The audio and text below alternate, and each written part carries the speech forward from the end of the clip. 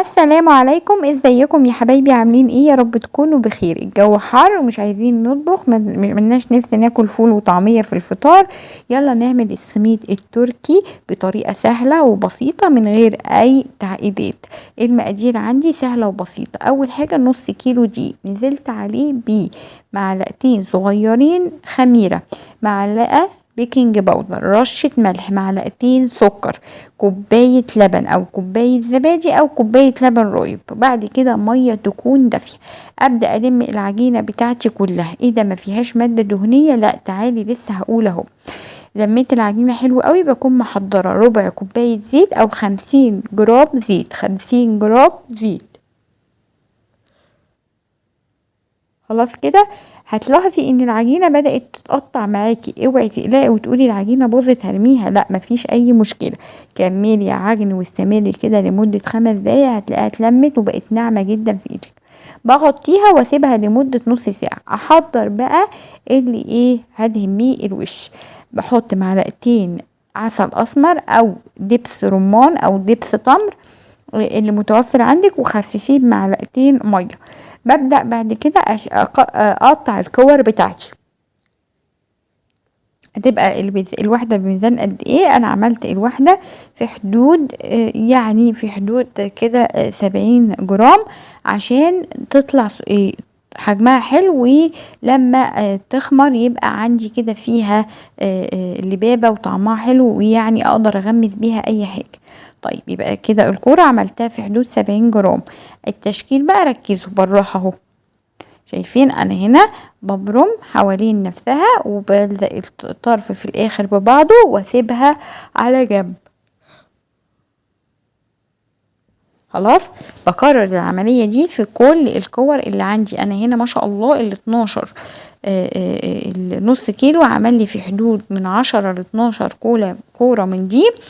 ولو طب انا لا الحجم ده مش عاجبني، انا عايزه اعمل السمنت الكبير برضو، هيجي دلوقتي بالراحه. بس ركزي معايا، انا هنا طولت في المرحله دي شويه في التصوير عشان تعرفي انا ببرمه ازاي حوالين بعضه، عشان ما تقوليش ايه ده صعب ومش عارفه الفها. لا بظبط الدايره بتاعتي واسيبها على جنب. خلاص بخلص الكميه كلها. طيب لا انا نفسي بقى في السميد الكبير اعمل ايه؟ السميد الكبير هبدا ابرم كورتين اهو. انا بعملها معاكم اهو. يبقى انا عملت اول كوره شريط طويل اهو مبروم، وهبدا اعمل الكوره التانية برضو افردها وابرمها بنفس الشكل بنفس الطول بنفس الحجم. طيب بعد كده هنعمل ايه؟ بعد كده هنبدا نلفها حوالين نفسها اهو. بصوا بقى الاتنين كده بضفرهم، مش ضفيره بقى، لان لو ضفيره لازم واحده تالته، لا يا دوب ببرمها حوالين بعضها اهو بالشكل ده. خلاص كده. واجي بقى عند الطرف اقوم برماه كده حوالين نفسه واظبط الدايره بتاعتي. طيب بالنسبه بقى للوش، انا هنا بقى ازاي هعمل الوش او احط السمسم على الوش؟ تعالوا بقى اقولك. اول حاجه انا عندي الوصفه الاساسيه بتاعت الاتراك، هما بيحطوا العسل على الوش ومن تحت، لكن انا هنا اكتفيت بالوش بس. بصراحة قلت بلاش اعمل من الناحيتين اهو. بنزل فيه العسل وبعد كده انزل في سمسم متحمص واحط في الصينية. بخلص بقى، بصوا الصغير شكله قمر ازاي، وادي الكبيرة كمان بتاعتي.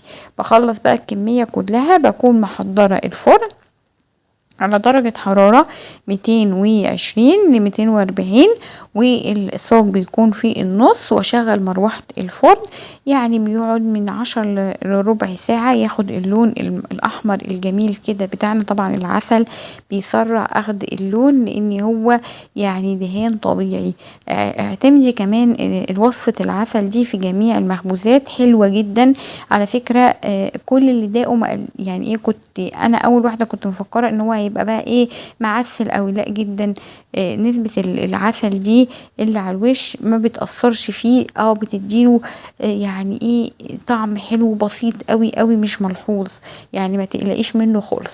خلاص ببدأ اسوي فيه الفرن. وده الشكل النهائي بتاعنا، طري جدا حلو قوي الحمد لله. كل اللي اتضايقوا قال ان هو طعمه جميل. غمسي بيه بقى جبنة اسطنبولي حادقة كده مع كوباية شاي بلبن، كوباية شاي، حتة مربى، بيض مسلوق بقى وشوية دقة. يا رب يكون الفيديو عجبكم، والسلام عليكم ورحمة الله وبركاته.